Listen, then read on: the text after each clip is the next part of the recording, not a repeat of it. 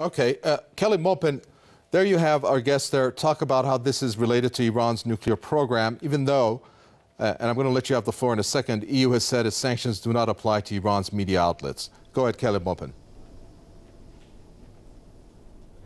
Well, I don't think it has anything to do with a nuclear program, because ever since 1979, when the Iranian people rose up and drove out the Shah, who was a U.S.-backed dictator, the U.S. has been trying to overturn that revolution and try to reestablish neo-colonial control of Iran. And they've never forgiven the Iranian people for retaking control of their country away from a U.S.-backed thug. So I don't think it's related to the nuclear program. And I'll say this, all over the world you have media that will repeat the idea that the U.S. is a great savior and just cares so much about the people of the world. You'll have media that tells you what celebrities are doing. You'll have media urging you to buy products. But there is occasionally media that will stand up and report the truths that the super rich and the powerful don't want to hear. And whenever that happens, there is an effort to suppress it. In the United States, there was a Supreme Court ruling in 1923 where Benjamin Gitlow was the Supreme Court upheld Benjamin Gitlow's jailing for distributing a radical literature in his newspaper, The Revolutionary Age. There were all kinds of attempts to suppress media. In fact, COINTELPRO, the FBI's program, during the 1960s and 70s had a special wing devoted to hiring and getting the press to report its message the way they wanted and putting money into corrupting the media. Right now, the U.S. military has a wing called PSYOPs, Psychological Operations, which goes around staging and filming and doing everything it can to cast the media in a pro-U.S. and a pro-Western light in order to create war propaganda and promote war all over the world. So we need to stand up for PressTV. PressTV has the absolute right to be on TV and expose the lies of the Western imperialists and bankers, and that's all there is to it. No problem. Let me bring in Kelly Maupin.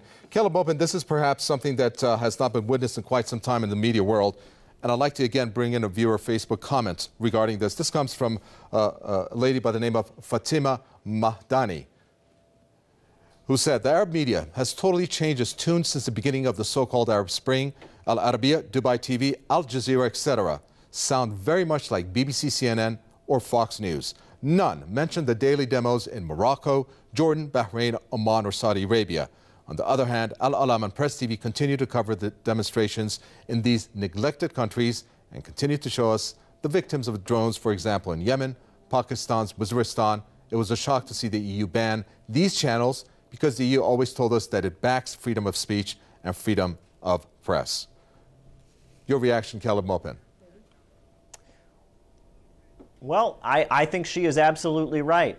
You know, there are countries all over the world that obey the wishes of the United States and do whatever the bankers and corporations on Wall Street would like and support the state of Israel. And as a result, they get away with violating freedom of speech and suppressing people's liberties all the time. And that's just a fact. However, all of a sudden the U.S. media will start talking about freedom and people's rights being suppressed and all of this when there's a government that defies the West. That's what it's really about. The U.S. cares nothing about freedom. It hates the Iranian people because they rose up and overthrew the Shah. And does anyone think the Shah of Iran was a supporter of free speech? The number of people that were in the prisons and being tortured by the Shah of Iran was staggering. So the U.S. cares nothing about democracy and human rights. And also the points raised in Spain about women's rights. The media in the United States, you can turn on, if you turn on cable TV in the United States, you can see women being slapped, you can see women being called obscene words, you can see all kinds of vile pornography and misogyny and all kinds of things all across the media in the United States. So the idea that this is just sheer hypocrisy, and this is an attempt to suppress a viewpoint that is contrary to what Wall Street and the bankers and the corporations and Israel would like us to hear. That's all this is. It's plain and simple, and the whole world knows it. I unfortunately bring Caleb Maupin for closing. Caleb Maupin, do we need to see more from media journalists and people in the media world? With one question, why haven't other alternative channels stood up for the silence that has been incurring on PressTV? Well, I think there is a real effort to frighten people. The fact that these laws are being passed, the fact that, that there are people in jail in the United States for efforts to promote the speech of people around the world who are opposing the U.S. There is a real effort to terrorize people. And in addition, the Army's Psychological Operations Division, the FBI, the COINTELPRO, there's a whole effort to suppress people who speak the truth. So those who are brave enough to come forward and speak the truth in opposition to all of this. They deserve credit and they deserve support, and we all need to stand with them against the West's war on truth. Fresh out of time for this version and edition of the debate. Thank you very much. Let me thank our guest. Caleb Maupin was talking there. He's from the International Action Center.